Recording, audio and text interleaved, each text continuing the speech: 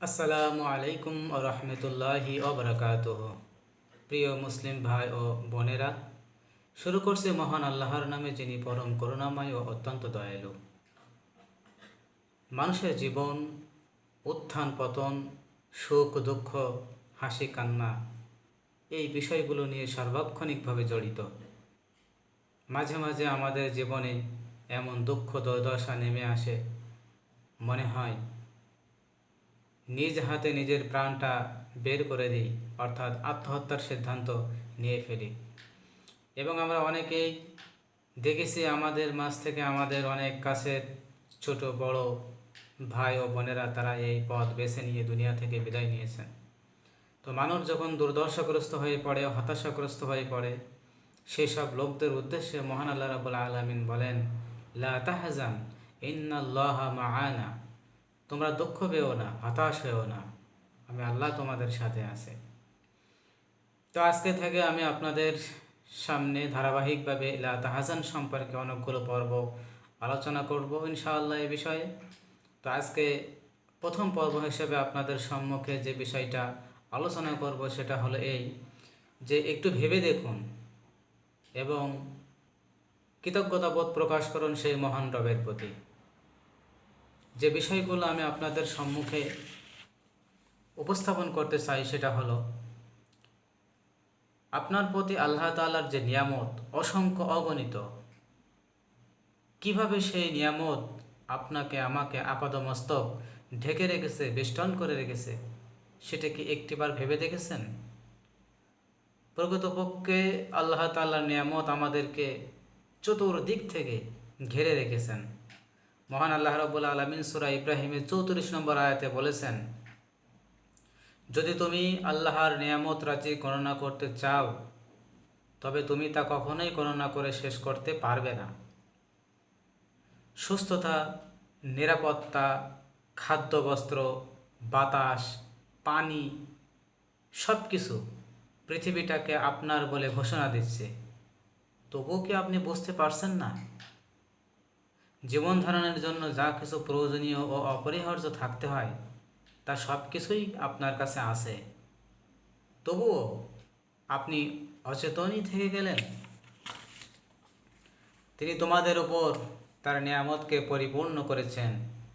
তিনি তোমাদের উপর তার প্রকাশ্য ও গোপন নিয়ামতসমূহ পূর্ণ করে রেখেছেন।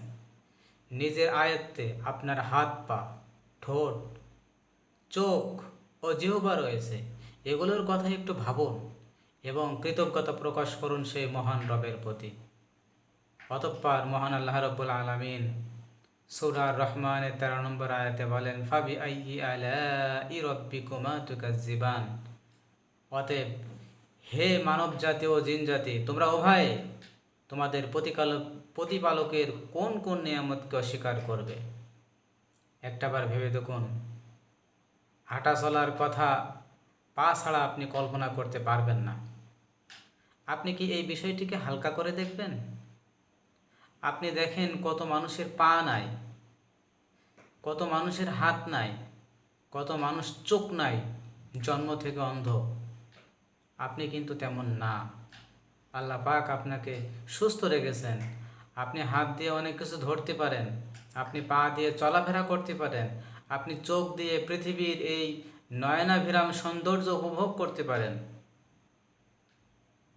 আপনি সুখে দুঃখে শান্তিতে নিদ্রা যাচ্ছেন, অথচ বহু লোক আছে যারা নিদ্রার অন্তরায় হয়ে আছে, তাদের দুঃখ বেদনা, কষ্ট, যাতনা, দুর্দশা, দুরবস্থা, ফলে তারা ঘুমাতে পারে না।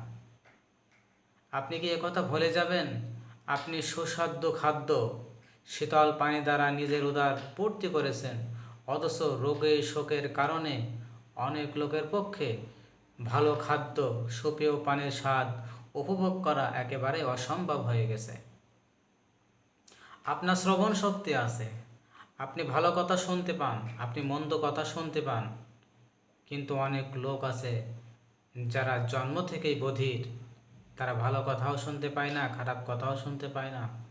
পৃথিবীর কোনো শব্দ তাদের কর্ণকুহরে পৌঁছায় না, কিন্তু আপনি সব কিছু শুনতে পাচ্ছেন। একটিবার ভেবেছেন, যদি সেই বধির লোকের মতো আপনার অবস্থা হতো, তাহলে আপনি তখন কি করতেন? সুতরাং যেহেতু আমি শুনতে পাচ্ছি, এই শোনার জন্য হলেও আমরা মহান রবের প্রতি কৃতজ্ঞতা জ্ঞাপন করি। এবার আপনার সুস্থ ত্বকের দিকে তাকান তো। আপনি যে চর্মরোগে যারা ভুগছে তাদের দিকে একটু তাকান, অথচ আপনি কিন্তু চর্মরোগ থেকে মুক্ত আছেন। এজন্য কি কখনো আমরা আল্লাহর কৃতজ্ঞতা আদায় করেছি? করি নাই। আপনার বিবেচনা শক্তি আছে, কথাগুলো গভীরভাবে ভাবুন। যারা মানসিক রোগে ভুগছে তাদের কষ্ট যাতনা কখনো কি ভেবে দেখেছেন? তারা ভালো মন্দের বিচার করতে পারে না, কিন্তু আপনার সুষ্ঠু বিবেক বোধ থাকার কারণে ভালো মন্দের পার্থক্য আপনি সহজে বুঝতে পারেন। সুতরাং সেই জায়গা থেকে আপনি তাদের থেকে অনেক অনেক বেশি এগিয়ে আছেন। উহুদ পাহাড় সম স্বর্ণের বিনিময়ে আপনি কি আপনার শ্রবণ শক্তি, দর্শন ক্ষমতা বিক্রি করে দেবেন? নাকি আপনার কথা বলার মতো ক্ষমতা বিশাল বিশাল অট্টালিকার বিনিময়ে বিক্রি করে দেবেন? আপনাকে প্রচুর নিয়ামত দান করা হয়েছে, অথচ আপনি তা না জানার ভান করেছেন।